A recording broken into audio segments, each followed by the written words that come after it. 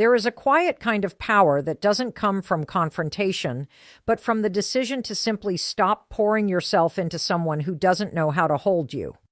Withdrawing your energy without announcement isn't about playing games, manipulating, or teaching anyone a lesson. It's about reclaiming your peace without turning your pain into a performance. It's the internal shift from explaining to detaching, from proving to preserving, from fighting to flowing. When you love someone with an avoidant attachment style, your instinct is often to do more when they do less. You reach out when they pull back. You overcommunicate when they go silent. You try to soothe the discomfort in the space by filling it with effort. But what if the space isn't meant to be filled? What if it's meant to be honored? When you pull back, quietly, firmly, and without a dramatic exit, you stop handing your power over every time they withdraw theirs. You become a mirror instead of a sponge. The avoidant is hypersensitive to emotional demands. The moment they sense someone leaning in too hard, they subconsciously flinch and start building emotional walls to preserve their autonomy. This doesn't mean they don't care. It means they fear intimacy that feels like dependency. So when you withdraw your energy without explanation, it disrupts their emotional pattern. It forces them to feel something they're not used to, the absence of pursuit. And that absence doesn't register as punishment. It registers as safety. You're not clinging, you're not chasing, you're not punishing. You're just unavailable. And to an avoidant, that unfamiliar calm from someone they once took for granted becomes magnetic. There's a deep nervous system shift that happens when you go from anxiously seeking validation to simply letting silence speak for you. The avoidant has likely been conditioned to believe that love equals suffocation, that closeness always leads to control. So when you do the opposite, when you step back without theatrics, it gives them the room they think they want, but it also gives them something they didn't expect: accountability. Now, the echo of your absence is louder than the sound of your presence ever was. They're no longer reacting to your emotional energy. They're left sitting with their own. And for someone who avoids feelings, that silence becomes a spotlight. Withdrawing your energy is not about disappearing or ghosting. It's about no longer initiating, no longer overfunctioning, no longer making excuses for their emotional unavailability.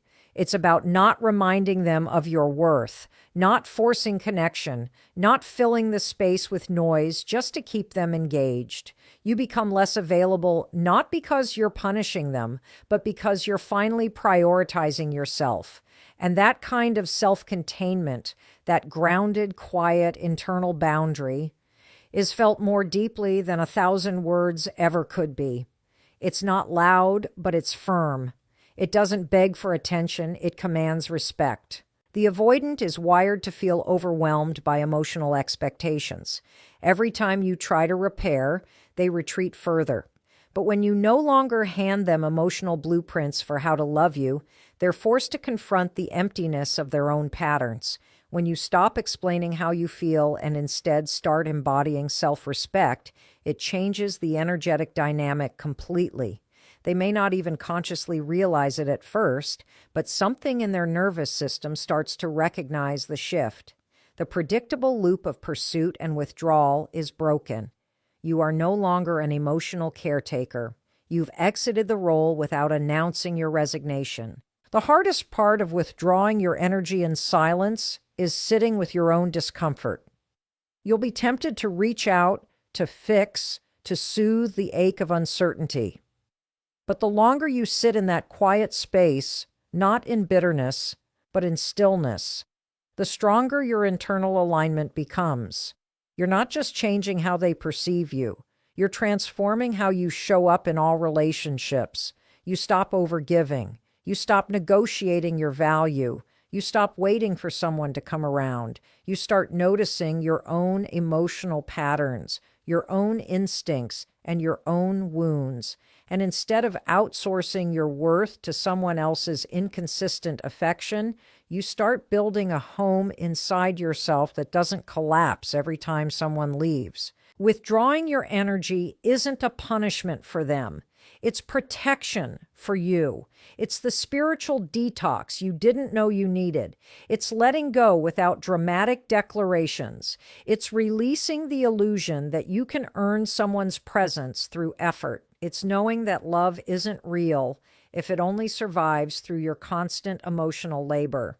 And maybe, just maybe, when you finally pull back without saying a word, the person who once ignored your voice starts hearing your silence in a way they never expected. There comes a point in every emotionally exhausting relationship where you realize that no matter how carefully you craft your words, how gently you express your needs, or how many angles you try to explain your pain from, it still falls flat. Especially when you're dealing with an avoidantly attached partner, the harder you try to explain how you feel, the more emotionally distant they become. It's not because your feelings aren't valid, they are. It's because over-explaining your feelings to someone who's not emotionally available to receive them becomes a cycle of self-abandonment dressed up as vulnerability. You think you're creating connection, but what you're actually doing is overcompensating for someone else's emotional underdevelopment. You're trying to bridge a gap that they keep widening every time you speak from your heart. And the more you explain, the more they retreat, not because you're doing something wrong, but because they experience emotional depth as a threat, not an invitation. Avoidant individuals often don't have the emotional tools to sit in discomfort. Not theirs, not yours. So when you pour out your feelings, what they hear isn't "I care," it's "you're failing." They hear accusation where you intended vulnerability. They hear pressure where you intended connection. You think you're being clear, but to them, you're overwhelming. That's not your fault, but it is your reality. And continuing to explain yourself in hopes that this time they'll get it becomes an emotional self-harm cycle. It's you begging to be understood by someone who has never learned how to hold space for emotions, not even their own. You become the emotional translator in a one-sided conversation, hoping that if you just find the right combination of words, something will click. But it doesn't, because understanding isn't the issue. Capacity is. There's a massive difference between healthy communication and emotional over-explaining. The first is rooted in connection. The second is rooted in anxiety. When you find yourself explaining your hurt over and over, trying to make someone feel what you feel, trying to get them to see the weight of their actions, you're no longer expressing, you're convincing. And the moment you start convincing someone to care, to stay, to show up, to respond, you've already stepped out of your power. You've handed over your emotional well-being to someone who can barely carry their own. Over-explaining becomes a desperate attempt to get back the version of them who was once emotionally present, maybe at the beginning, maybe during the highs. But the more you chase that version, the more you silence your own intuition, because deep down, you know this isn't about clarity anymore. It's about control. It's about trying to fix what feels broken by doing what you've always done, giving more of yourself to someone who doesn't know what to do with it. The need to over-explain your feelings often stems from childhood patterns. Maybe you were taught that your emotions were too much, that your voice needed justification, that love had to be earned through performance or perfection. So now, in adult relationships, you feel responsible for someone else's understanding. You feel like if you just say it right, softer, calmer, more carefully, they'll finally stay, listen, and love you the way you need. But love that requires you to constantly translate your pain is not love that's built to last. It's love that requires emotional labor you should never have to do alone. And the antidote is not explaining more. It's learning to say less. To say what you feel once, clearly, calmly, and directly, and then let your boundaries speak louder than your words. Silence doesn't mean you stop caring. It means you stop begging to be cared for. It means you realize that your feelings don't require a PowerPoint presentation to be valid. They don't need a persuasive argument to be honored. Your job is not to educate someone into emotional maturity. Your job is to protect your energy from being drained by people who have no intention of meeting you halfway. When you stop over-explaining, something shifts inside of you. You begin to reclaim your voice, not the one that's always trying to be heard, but the one that knows it doesn't need to shout.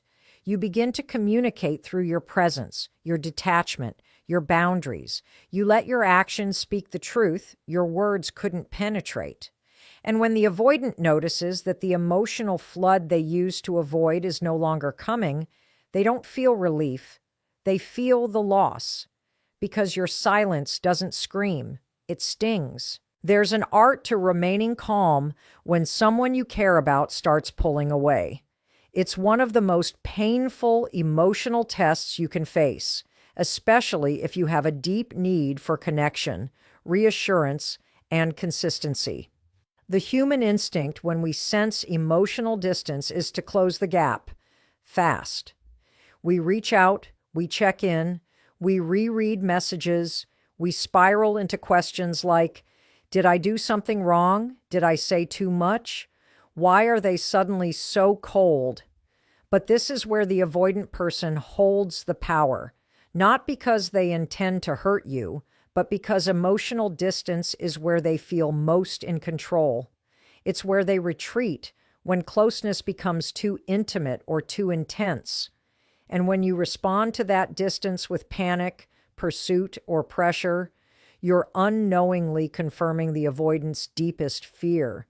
That intimacy leads to enmeshment.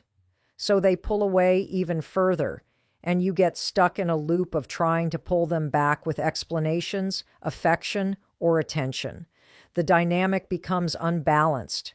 Your anxiety grows, their detachment deepens, and your power slowly disappears under the weight of your own overreaction. Staying unbothered in the face of that emotional withdrawal is not about pretending you don't care.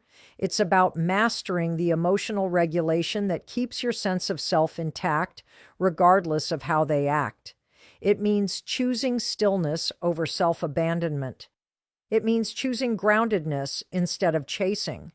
Because when someone distances themselves, especially an avoidant, it's not always a reflection of you. In fact, it's rarely about you at all. It's their internal coping mechanism, a strategy they've used their whole life to manage discomfort.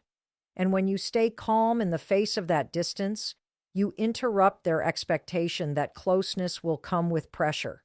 You show them, not with words, but with your energy, that connection can exist without control, without demand, without emotional chaos. You become the anchor, not the storm. And anchors are what avoidants secretly crave but don't know how to ask for. But this isn't easy. It takes deep self-awareness to not react when someone you love starts creating space. It takes strength to resist the temptation to interpret silence as rejection. Your mind will fill in the gaps with worst-case scenarios. Your body will ache with the absence of validation. You'll feel the emotional hunger rise, the need for clarity, closure, reassurance. But staying unbothered means learning how to sit in that discomfort without acting from it. It means understanding that your anxiety is not a reliable narrator. Just because someone is pulling back doesn't mean you have to step forward. Sometimes the most powerful move is to do nothing, to breathe, to observe, to wait without expectation, to allow space to exist without collapsing into it. Remaining calm when someone goes distant doesn't mean you tolerate disrespect or disappear from your own needs. It means you don't hand your emotions over to someone who hasn't proven they can hold them. It means you don't outsource your self-worth to how often they text you or how quickly they respond. It means your nervous system becomes your own to manage, not something they regulate with their presence or affection. And that right there is where your power is reborn.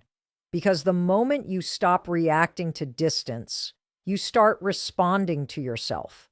You start tuning into your own emotional cues instead of theirs.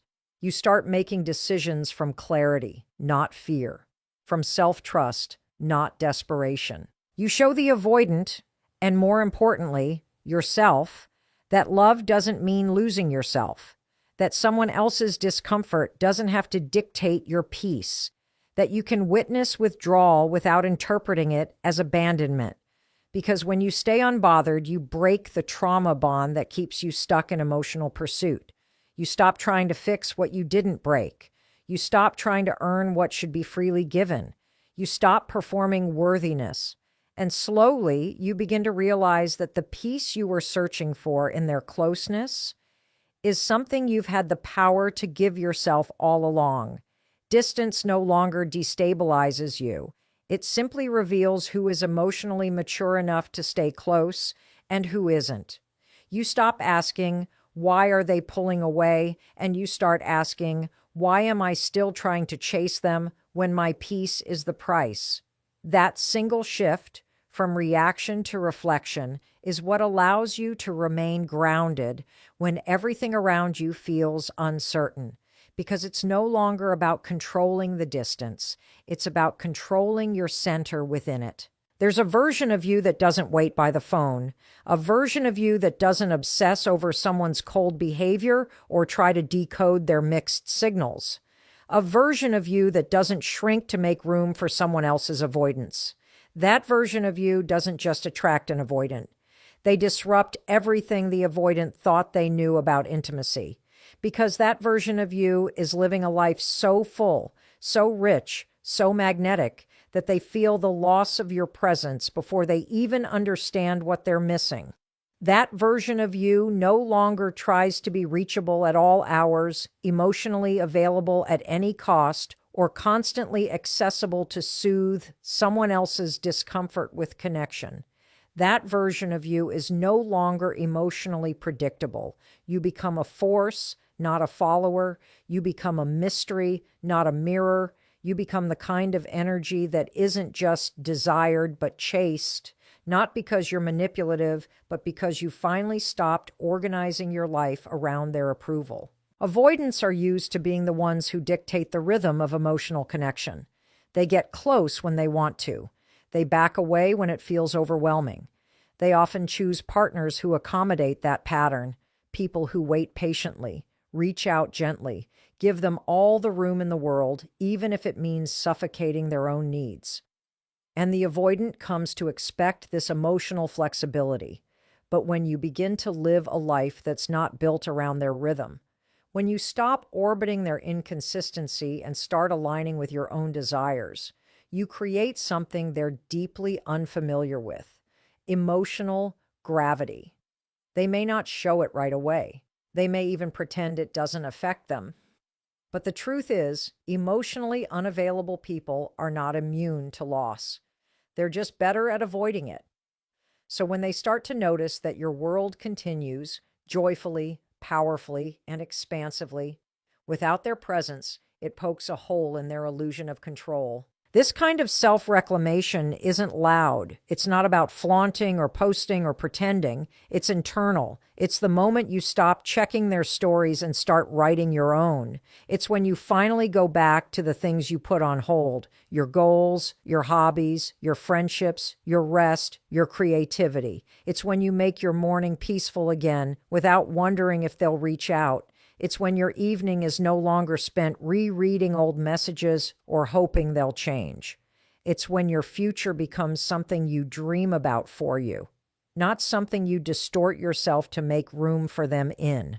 That kind of living is magnetic because it radiates authenticity, and authenticity is what avoidants are secretly starving for, even when they run from it. They're drawn to it because it represents something they can't manufacture: emotional security that doesn't bend to their fear. When you live a life they can't reach but want to, you stop making yourself emotionally cheap. You become selective with your time. You're not cold. You're not punishing. You're simply unavailable to dynamics that require you to shrink. You're no longer sitting by the window waiting for them to remember your worth. You're on the other side of the city, building something extraordinary with your life. That kind of energetic shift does something powerful to the dynamic. It shows the avoidant that you don't need them to complete you, and that truth either inspires them to rise or reveals that they were never capable of meeting you. But either way, you win, because you stopped performing for someone who never knew how to applaud your wholeness. The mistake so many people make with avoidance is thinking that consistency will melt their walls, that if you're just patient enough, kind enough, loyal enough, they'll eventually let you in. But what actually penetrates an avoidance defenses is not overinvestment, it's self-possession. When you're not chasing them, but chasing your own purpose, it creates a gap that makes them feel your absence in a new way. Not because you ghosted them, but because you've risen above the dynamic that once kept you stuck. You don't explain it, you live it, you don't warn them, you show them, you don't ask them to meet you where you are. You stay where you are and let them decide if they can rise to meet you. And if they can't, it's no longer your job to carry the relationship forward, because you're already in motion, living a life that can't be reached by breadcrumbs, half-efforts, or delayed affection. A life that moves, grows, and flourishes, with or without them. There's a difference between reflecting someone's emotional pace and mirroring their inconsistency. And until you understand that difference, you'll continue to be swept into emotional chaos, confusing emotional availability with love and anxiety with connection.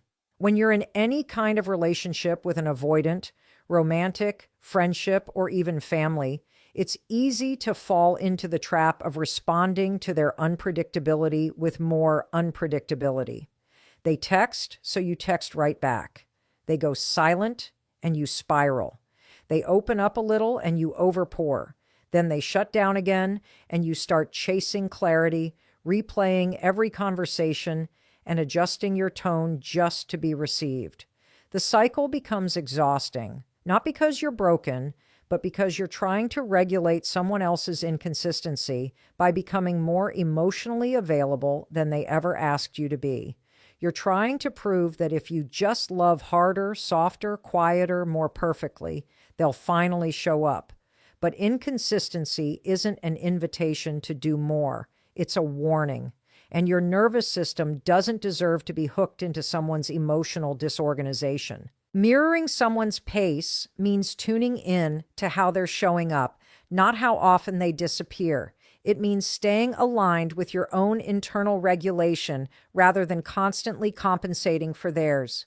If they take 3 days to respond, you don't need to punish or ignore them, but you also don't need to reply within seconds to prove you're still available. You match the rhythm without mirroring the chaos. It's subtle, but powerful, because what you're doing is creating an emotional boundary, one that says, I see you, I hear you, but I won't abandon my balance to hold you together.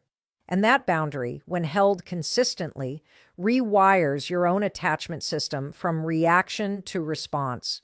You're no longer pouring out energy just to maintain the connection. You're letting the connection breathe, trusting that if it's real, it will survive without you overwatering it. Avoidants are often highly sensitive to emotional intensity, especially when it comes in waves. If you meet their distance with desperation, their silence with storytelling, their withdrawal with emotional fireworks, you become emotionally unpredictable to them, even if your intention was simply to be honest. When your emotions overpower the room, the avoidant retreats further, not because you're wrong to feel, but because they've been conditioned to see emotional need as a threat to autonomy. So the more you escalate your vulnerability in response to their withdrawal, the more you confirm the internal script they've had since childhood, that closeness means pressure and intimacy means loss of control. But when you match their emotional rhythm, when you respond with grounded stillness rather than anxious overfunctioning, you become the safe space they didn't know they needed. You become emotionally consistent in yourself, not reactive to their inconsistency. This doesn't mean you suppress your feelings. It means you honor them without letting them dictate your behavior. You can still want connection, miss them, care deeply, but you learn to hold that desire without letting it turn into performance. You stop texting 3 times to follow up when they don't respond. You stop explaining your value when they go quiet. You stop trying to meet their silence with explanations or your longing with overcompensation. You give them what they're giving. Not out of pettiness, but out of respect for your own emotional balance. You recognize that consistency isn't just about what you give to others, it's about what you give to yourself. When you stay emotionally grounded in the face of their inconsistency, you protect your own nervous system from the highs and lows of an unpredictable connection. You stay rooted, even if they drift. Matching their emotional pace is also about not rushing ahead. If they're not initiating deep connection, you don't need to force it. If they're not emotionally present, you don't need to compensate by being twice as emotionally available. Relationships should feel like a dance, not a race. If they're moving slowly, move slowly too. Not to manipulate, but to mirror. Not to withhold, but to create space for reciprocity. When you rush to fill every silence, explain every distance, and close every emotional gap, you rob the other person of the opportunity to notice what they're missing. But when you hold your ground, when you sit in the silence without panic and offer connection without chasing, you become someone who's safe, not needy. Grounded, not grasping. You stop showing up based on their inconsistency and start showing up based on your own standard for emotional peace. That's what it means to mirror their pace, not matching their wounds, but honoring your worth in every step. There's a profound difference between reacting and responding, and until you learn how to choose the latter, you will always be at the mercy of other people's emotional weather. When you're dealing with someone who is avoidant, emotionally distant, or inconsistent, their behavior will often provoke strong emotional impulses in you: fear, anger, anxiety, confusion, or even desperation. They may go silent after a vulnerable moment, become cold after an intimate conversation, or retreat just when you thought the connection was deepening. In those moments, the instinct to react can feel overwhelming. You want to call them out, demand answers, get closure, or force clarity. You want to make the discomfort go away by doing something, anything. But that instinct is rarely about solving the issue. It's about soothing your nervous system. Reacting is emotional impulsivity disguised as urgency. It feels like power in the moment, but it's actually you handing over your control. Reacting usually stems from an unhealed place inside you that can't tolerate ambiguity. It's the wounded inner child that interprets silence as abandonment and distance as rejection. It's the part of you that feels unworthy unless you're being reassured. So when the avoidant pulls away or says something dismissive, your nervous system spikes into overdrive. You send a text, you leave a long voice note, you start writing the story in your head. They don't care. I did something wrong. I'm not enough. And you try to fix that story with action. But reacting from that state rarely produces anything healthy. It often makes you feel worse, not better. You might regret what you said. You might feel embarrassed by your neediness. You might even push the avoidant further away, confirming their belief that closeness always comes with emotional volatility. And over time, you begin to see that your reactivity doesn't protect you. It perpetuates the dynamic that hurts you. Responding, on the other hand, requires emotional discipline. It means pressing pause before you speak. It means taking a breath, checking in with yourself, asking, is this coming from fear or from clarity, from pain or from wisdom? Responding doesn't mean you don't care. It means you care enough about your peace to protect it. When you respond, you communicate from your higher self, not your wounded one. You don't rush to fill the silence. You honor it. You don't chase after vague behavior. You observe it. You give yourself space to regulate before you engage. And in that space, something powerful happens. You get your power back. You're no longer driven by the fear of being left, hurt, or ignored. You become emotionally sovereign, and that kind of energy isn't just attractive, it's transformative. If it triggers you, the most impactful thing you can do is pause. Don't reply immediately to the triggering text. Don't fire off a response because you're angry. Don't write a 3-paragraph message to explain how hurt you feel. Instead, notice what's coming up in your body. Notice the stories your mind is creating, and then sit with them. Journal, walk, breathe, cry if you need to. But don't react, because when you give yourself that pause, you gain perspective. You begin to realize that their behavior isn't about your worth. It's about their own emotional limitations. And once you see that clearly, your response becomes lighter, wiser, and more intentional. You might say less. You might say nothing at all. Or you might choose to set a boundary, calmly, firmly, without emotional heat. But whatever you choose, it will be rooted in self-respect, not self-abandonment. Responding also changes the entire relational dynamic. The avoidant is often used to emotional chaos, to people reacting, over-explaining, or falling apart. They expect to be blamed or guilt-tripped. They expect emotional pressure. So when you don't give them that, when you stay calm, grounded, and unattached, it interrupts their pattern. It forces them to face the impact of their actions without the usual emotional fireworks to distract them. It creates emotional safety without surrendering your dignity.